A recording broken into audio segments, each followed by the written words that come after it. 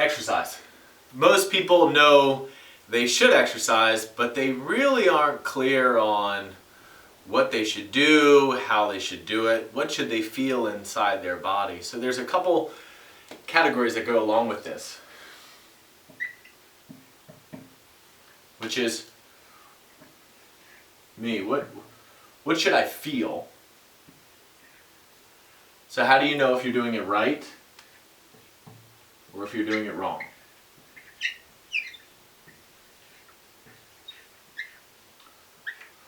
Because why some people will say there's no wrong exercise, there's a certain context for everything. There's a certain, if you have certain goals, you want to squat, or you want to deadlift, or you want a single leg squat, or you want a single leg deadlift, or you just want to get out of a chair without having pain. And that's going to help to do some of your exercise selection, but you want to know, how do I feel it? What inside of me, or what's the right thing or what's the wrong thing? So when you're talking about exercises, you're also really talking about references. You're saying, if I'm supposed to feel this exercise appropriately, where should I feel it in my feet? Where should I feel it in my abs or my back? Lots of people get upset, oh, you shouldn't feel it in your core, or oh, you should feel it in your back, or they don't want to use those terms. I tell people often, I don't care what the words or the labels are, as long as we end up agreeing that we're talking about the same thing, the same references.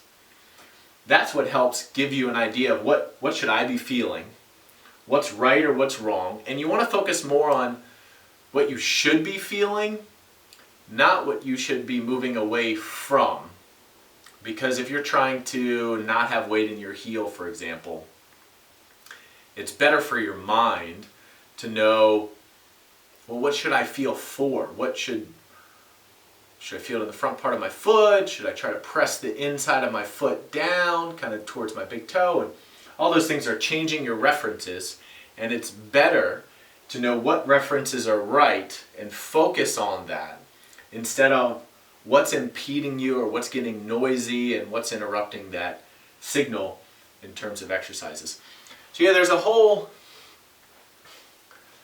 body of research or science to denote, well, how many exercises should you do? Which ones are right and which ones are wrong? So what we're talking about there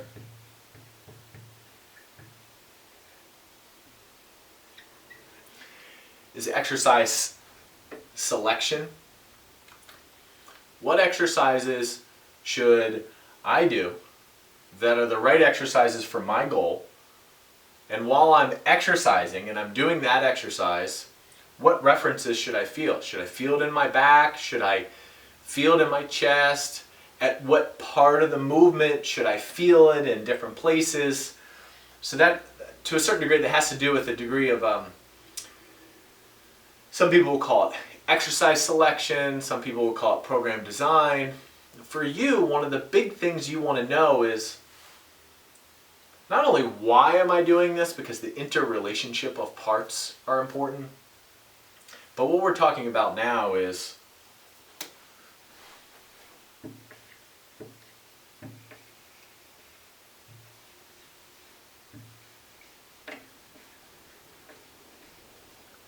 how.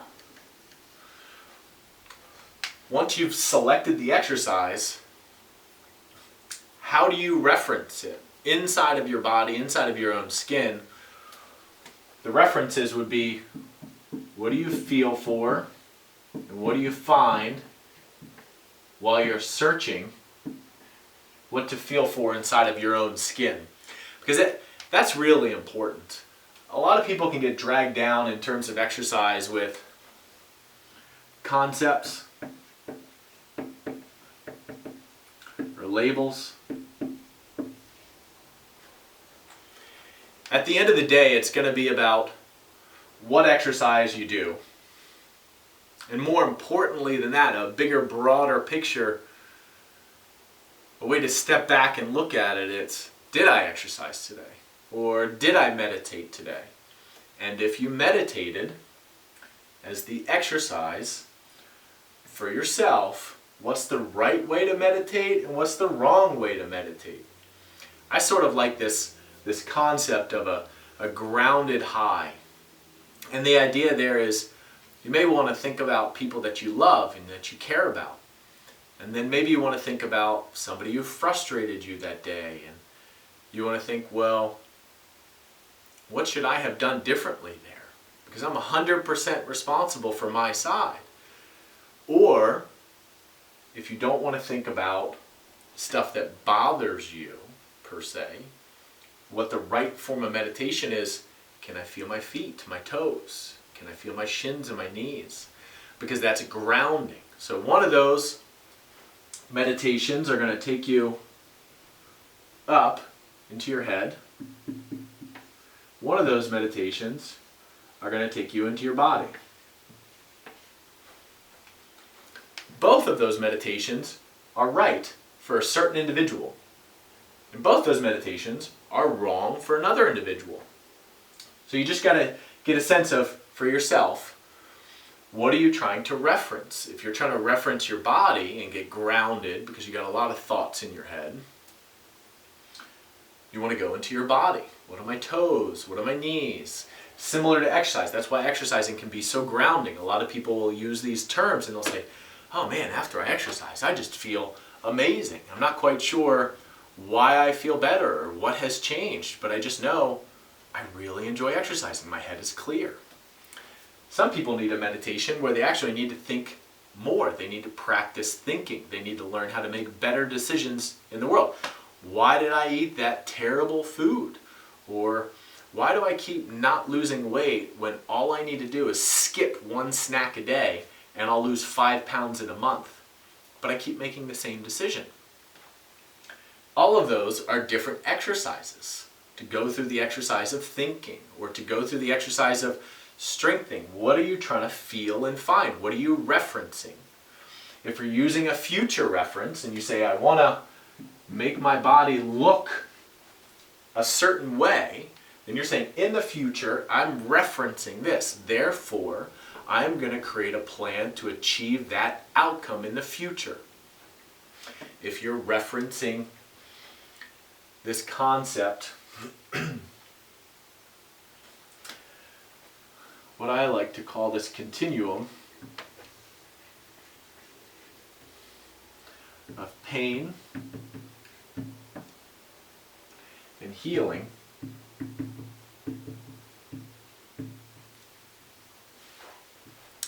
lots of people know the reference of pain.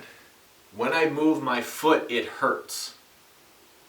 A simple way to hit halfway through this continuum: stop doing what hurts. I feel terrible. I ate a whole pint of ice cream 3 days in a row. Mental pain. Or I have gas because I ate it, whatever. How do you do it? You stop eating it. Or, when you move towards the side of healing, some of these signs and signals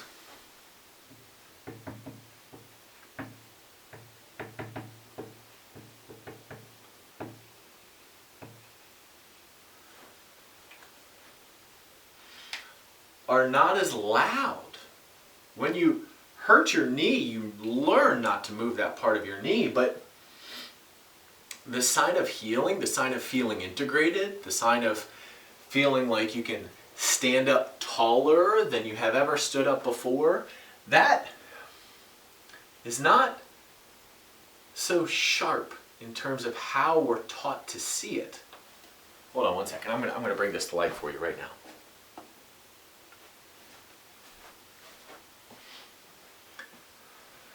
You want to bring the picture into focus, and you want to learn to heal. Learning to listen to find, and to see the signs of healing is another how-to. How do I do that? What am I referencing? What do I need to feel and find within myself? What do I need to hear? What do I need to see? What's right and what's wrong? So for right now, I hope you enjoyed this video. DominicSessa.com. my Instagram, Facebook, all of it. Dominic Sessa. Take care.